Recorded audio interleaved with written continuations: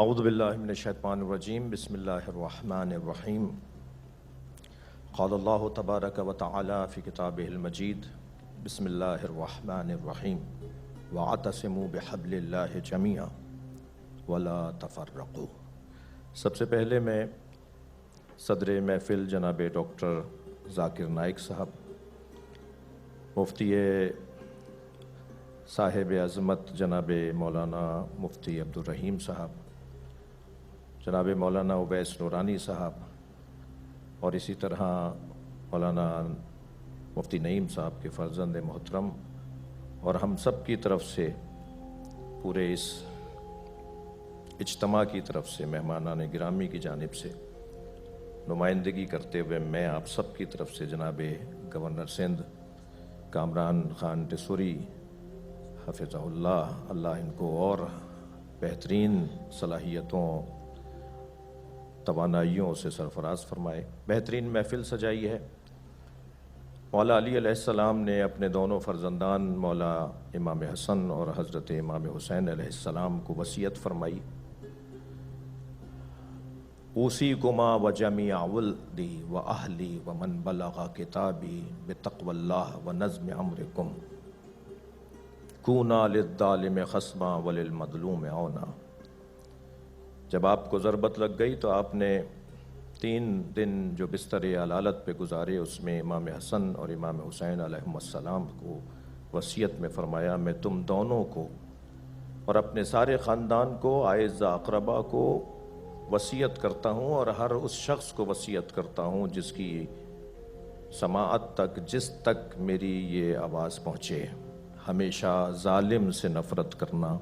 اور مظلوم سے پیار کرنا۔ اس وقت عالم اسلام جن مسائل کا اور جن میدانوں کا مقابلہ کر رہا ہے، وہ سب سے بڑا مسئلہ فلسطین ہے۔ لاکھوں لوگ شہید ہو چکے ہیں۔ ہم شہید اسماعیل ہنیہ اور شہید سید حسن نصر اللہ کی شہادت پر ان کے خانوادے کو مبارکباد بھی پیش کرتے ہیں، اور عالم اسلام کے لیے ایک لمحہ فکریہ گویا کھولتے ہیں کہ ہم جن مسلکی اور فقہی اور مختلف تاریخی حقائق کو بیان کرتے ہوئے اس بات کا خیال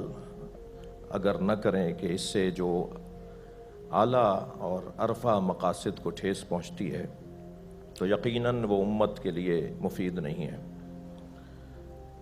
ہمیں اس وقت وہ جو کلمہ سوا ہے، جو مشترکہ کلمہ ہے، جو سب سے پہلے مظلومیت کا اور مستضعفوں کا مسئلہ ہے، مظلوموں کا مسئلہ ہے، اسے مد نظر رکھتے ہوئے ایک ہونے کی ضرورت ہے، متحد ہونے کی ضرورت ہے، پیار سے اور محبت سے ایک دوسرے کو سننے اور ایک دوسرے کو برداشت کرنے کی ضرورت ہے۔ حقیقت ہے کہ تاریخی حقائق ہیں، اور یقیناً کوئی ہم میں سے معصوم نہیں ہے۔ مجھ جیسے خطیبوں اور پھر صدر محفل جناب ڈاکٹر ذاکر نائک بھی کوئی فرشتے نہیں ہیں۔ اگر کبھی کسی کے سوال کے جواب میں انہوں نے کوئی ایسی بات کی ہو جس کی طرف کچھ میرے بھائی جناب گورنر سندھ ڈاکٹر جناب کامران صاحب حفظہ اللہ نے بات کی، میں بھی انہی باتوں کی طرف، کچھ اپنی قوم کی طرف سے بھی اور کچھ اہل سنت کے بعض طبقات کی طرف سے ایک گلہ مند تھا اور شکوہ کرنے والوں میں سے تھا کہ یقیناً ایسا ہو جاتا ہے، اور اس کو بار بار بھی نہیں دہرایا گیا، اسے بار بار بھی نہیں کہا گیا، لہٰذا ہمیں ان باتوں کو نظر انداز کرتے ہوئے اس کی توقع رکھنی چاہیے کہ خود میں اور مجھ جیسے خطیب اور ڈاکٹر صاحب جیسے دانشور جنہوں نے لاکھوں لوگوں کو خوبیوں کی طرف متوجہ کیا ہے، اخلاقیات کی طرف متوجہ کیا ہے، انسانیت کی طرف توجہ دلائی ہے، اور نیک اور ایک بننے کی بات کی ہے، ان سے بھی یقیناً کوئی ایسی بات ہو سکتی ہے، مگر تکرار نہ ہونا خود اس بات کی دلیل ہے کہ وہ کوئی بہت اچھی بات نہیں تھی، ورنہ اسے تکرار ہونا چاہیے تھا، اسے بار بار بولا جانا چاہیے تھا۔ میں پاکستان کی سرزمین پر بحیثیت ایک پاکستانی شہری، پھر بحیثیت ایک مسلمان، پھر مسلمانوں میں ایک اہل بیت کی تعلیمات کا مروج اور مبلغ کی حیثیت سے ڈاکٹر ذاکر نائک کو خوش آمدید کہتا ہوں۔ شکریہ۔ آج مجھے بہت خوشی ہو رہی ہے کہ میں پاکستان کی سرزمین پہ ہوں۔ یہ میری خواہش تھی کئی سالوں سے کہ میں پاکستان تقریر کے دورے پہ آؤں۔ 33 سال پہلے 1991 میں 1991 میں پرسنل وزٹ پہ آیا تھا، لیکن آج پہلی بار خصوصاً تقریر کے دورے پہ حکومت پاکستان کے دعوت پہ میں آیا ہوں، اور یہ لاسٹ 2-3 دنوں سے مجھے بہت خوشی محسوس ہو رہی ہے، اور امید رکھتا ہوں کہ اس لیکچر کے دورے سے میں کافی نالج، علم اور بھائی چارہ محسوس کروں انشاءاللہ۔ میرے نزدیک آج کے تاریخ میں میڈیا سب سے اہم ویپن، سب سے اہم ہتھیار ہے۔ It can convert black into white, day into night. وہ کالے کو سفید کر سکتا ہے، سفید کو کالا کر سکتا ہے۔ اٹ کین، وہ ایک ہیرو کو ولن بنا سکتا ہے، ولن کو ہیرو بنا سکتا ہے۔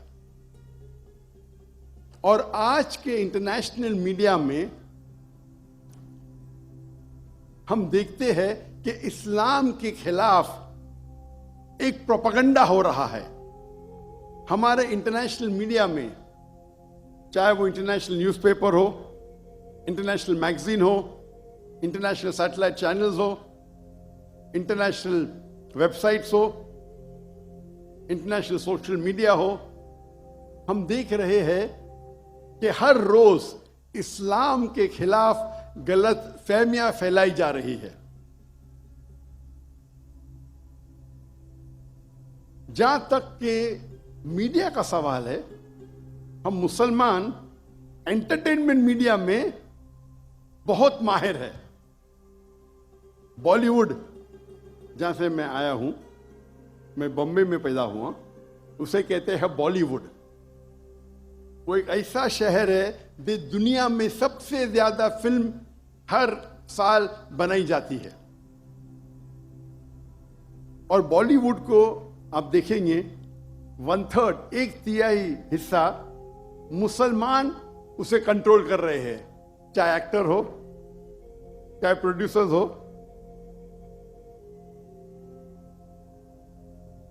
یہ افسوس کی بات ہے کہ انٹرٹینمنٹ میڈیا میں ہم ماہر ہیں۔ ہم دیکھیں گے عربک میڈیا میں بھی ہم انٹرٹینمنٹ میں ماہر ہیں، لیکن جہاں تک کہ اسلامک میڈیا کا سوال ہے، ہم مسلمان مسکین ہیں، بیکورڈ ہے، کمزور ہے۔ کیوں؟ ہم جب بزنس کرتے ہیں تو عالی شان آفس، عالی شان گاڑیاں، عالی شان اکوپمنٹ، انٹرٹینمنٹ میڈیا کے لیے بیسٹ کیمراز ہے دنیا کے، لیکن دین کو پریزنٹ کرنے کے لیے، اللہ کا پیغام پھیلانے کے لیے